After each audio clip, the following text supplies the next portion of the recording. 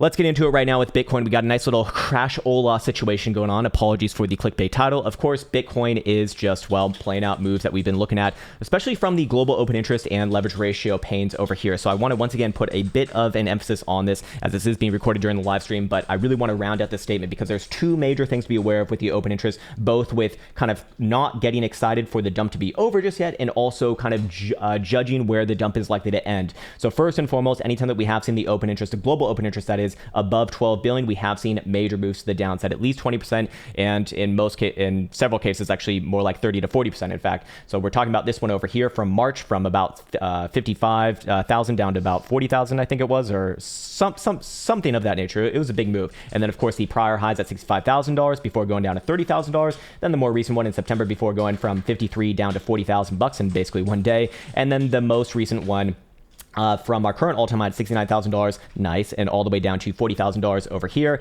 And right now, you can see that we are still working off these highs. We are still working off these extreme conditions for the leverage, which is showing that we probably still have a little bit more downside to go. You can also notice on the other side, for judging when this is likely to be over, we can kind of draw a regression from our summer lows. In fact, even before that, about a year ago, back on over here in January 24th, on that first major dumpola, which by the way, we did have an extreme read before that as well. If I can, actually I can't pull back right there, unfortunately.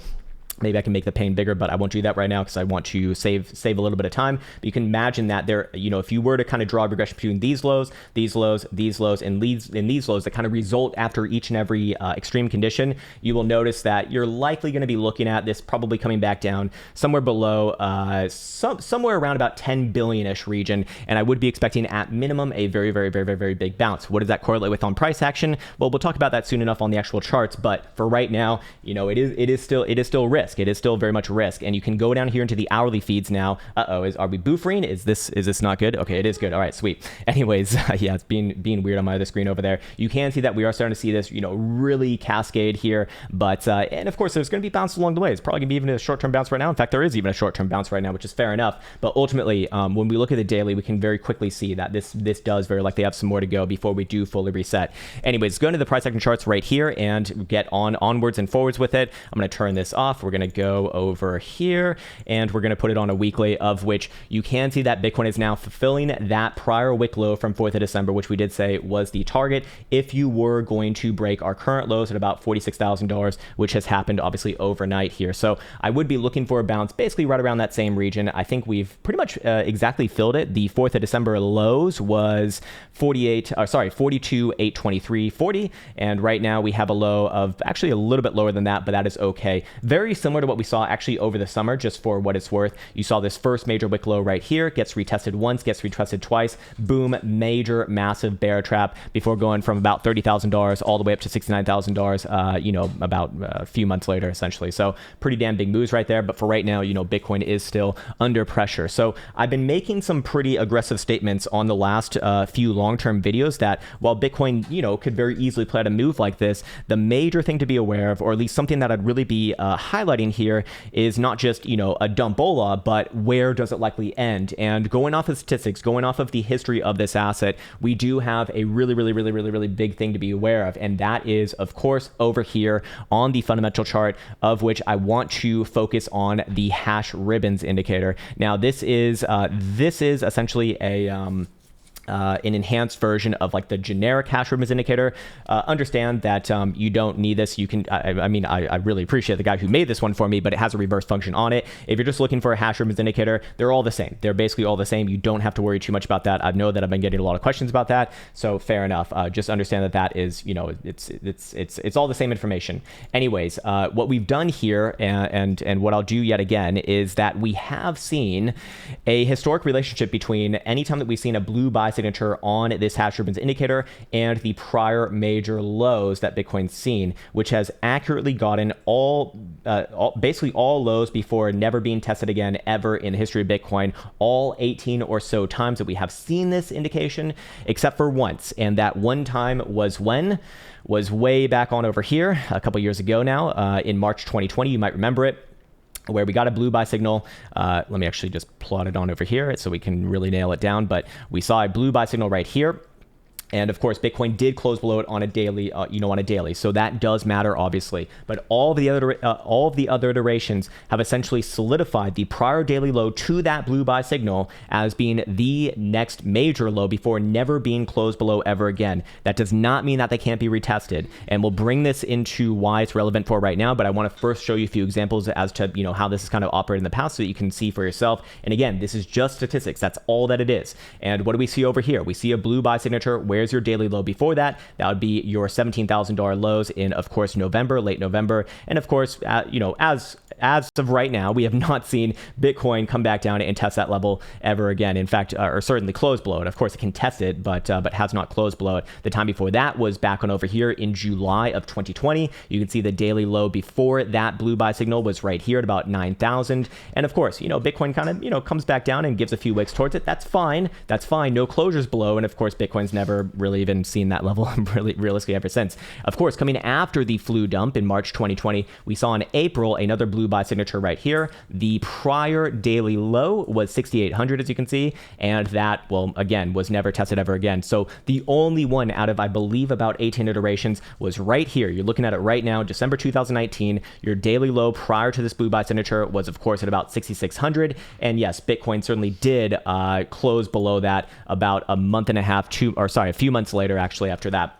Which again, it was kind of a black swan situation. And yes, those things can happen. It's a non-zero probability to have a black swan situation. Of course, they're unlikely, but they do happen. So I'm not saying that it can't happen again, but I do want to be fully aware of all of the contingencies with a signature like this, of which when we go into our current price action, why is this relevant and what can we kind of grab from this? Well, guess what? Our last blue buy signal was back on over here in early August when Bitcoin really started to reverse out of that bear trap from the summer. And guess what? The daily low prior to that blue buy signal was right here, just above $37,000. So we would expect, if this does hold to fruition long term, that whilst Bitcoin can come back down and test even around that region, it's completely fine.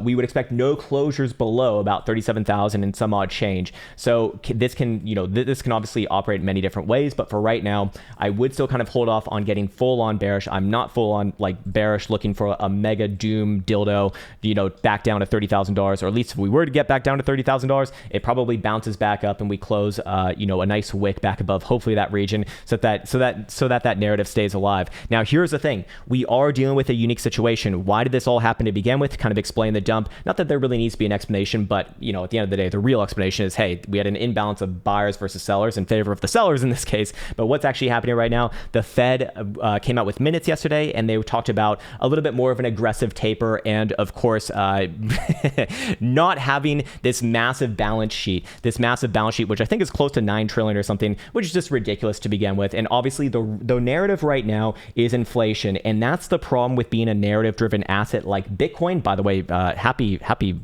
dump Thursday, all 3,000 people here right now. I see that we got 637 likes on this video. Amazing, man. This is a new all-time high, baby. And a pleasurable Thursday morning to you, of course, as well. Anyways, so yes, the narrative right now is inflation, and the Fed used to have a mandate for essentially supporting asset prices because, well, that's, theoretically what most people in the US were, essentially living off of, and supporting that would be theoretically good for everyone. Well, now because the political narrative has changed, and the political narrative is, hey, we have inflation, it's a big problem, please do something about it. The politicians have to react to that because they want to get reelected, obviously, and, you probably don't want that much inflation as well. But I do understand that there's some counterpoints to that, to be fair. It might not be exactly as we see. Anyways, it doesn't matter. The narrative and the feeling of that is what matters most. And so when it comes down to it, the Fed is now mandated to essentially get inflation under control, which means that they will be doing some rate hikes a little bit more aggressively,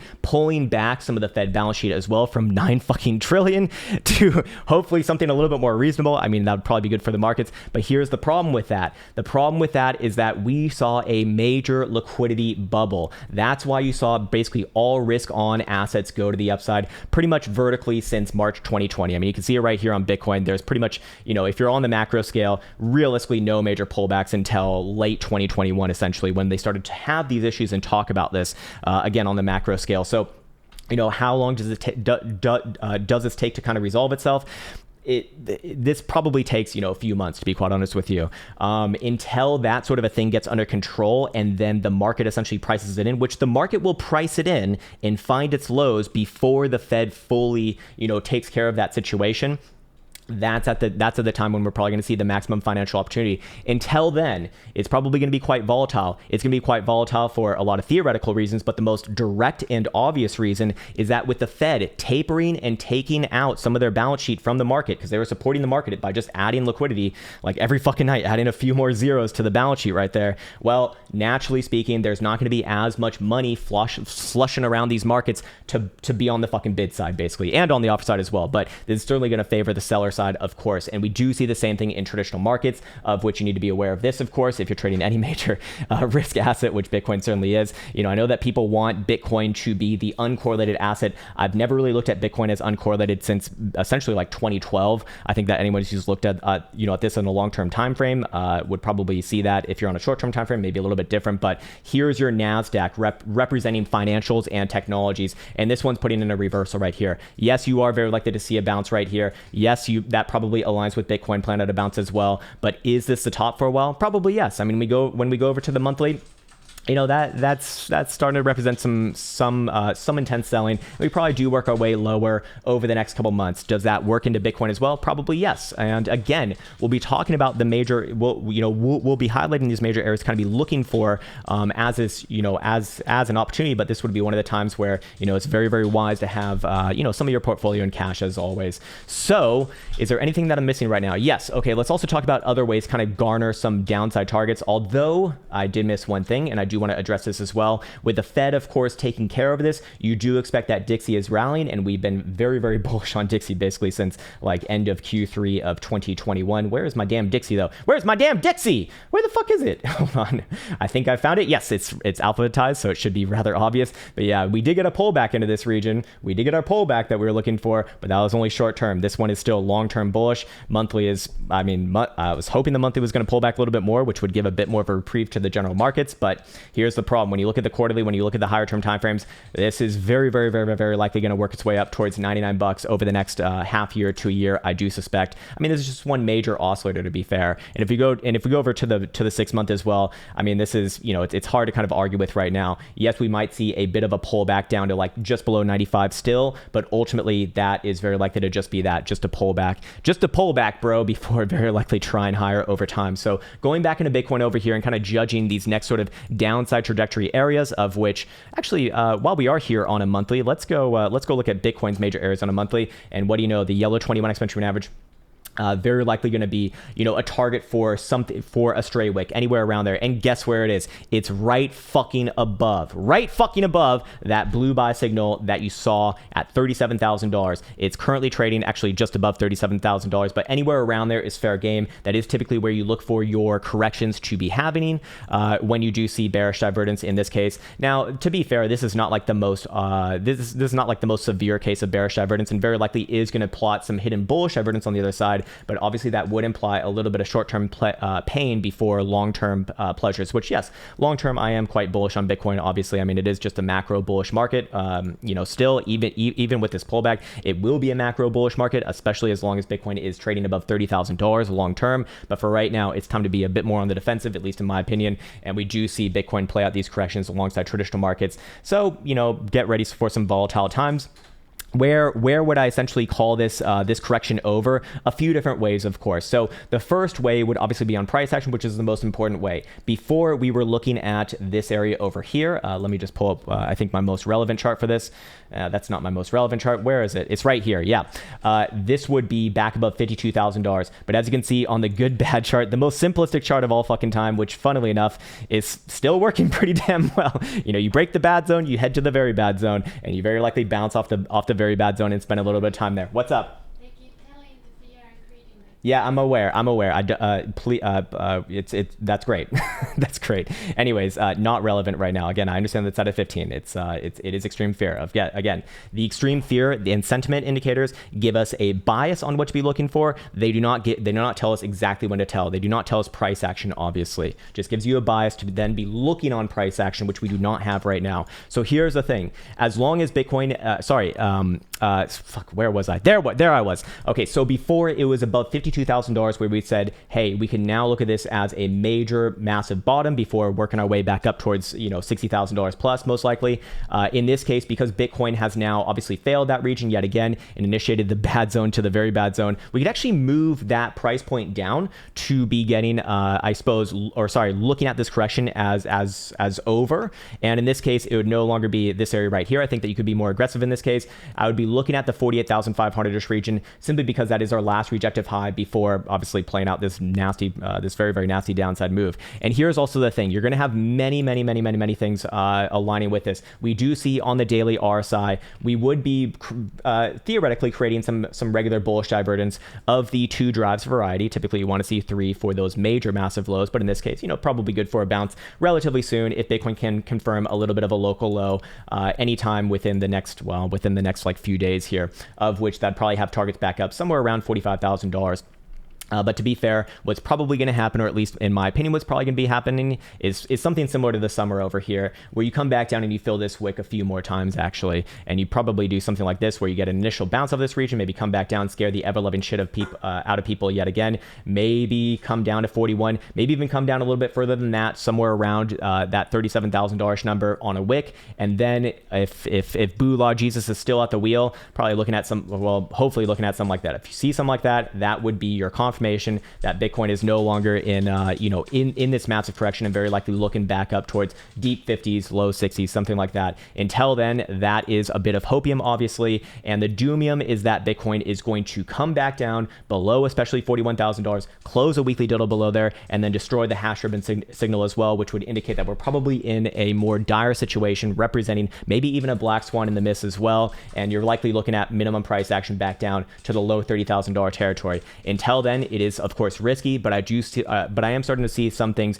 that do suggest that this momentum is waning to the downside. If we go over here to our momentum charts, you will notice on the daily that Bitcoin is really fucking low right here. Yes, of course, when you do see volatility starting to spark up like this alongside alongside a very aggressive read like this, you probably do see at least one more move, and that's kind of what we're seeing right now. But if you do start to see this one clear back above these critical levels that we've been marking off for the past week or so now, which have not been met, to be fair, then that would be a good indication that we're probably nearing the end of this correction, at minimum for a nice tradable bounce, probably looking at, 5 to 10% bounce, I think at minimum. And in this case, the current magical number is $45,000, essentially, $44,900 if you want to be exact. If you go over here to a weekly, you'll also notice that we are absolutely nosediving, and the magical number has corrected all the way down from like 65,000 over the past month and a half to now 53,000. So this is playing out over time, as is the 5-day, which is now 48,200 or so.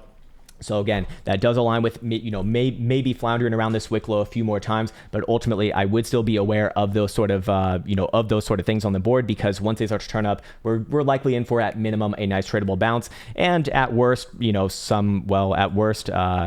best, a major reversal. I'm sure that some people are going to be calling this a head and shoulders right here. Is there any merit to that is the real question, and there is actually, to be fair. This would be your left shoulder, this would be your right shoulder is less than your left shoulder, and your head is over here. Yeah, I guess it does hold due fruition right there. I'm curious what the measure move on this would be, just to see, like max, or I wouldn't say it's max, but it would be like, this is like what is possible to happen, I guess. That'd be all the way down to $20,000.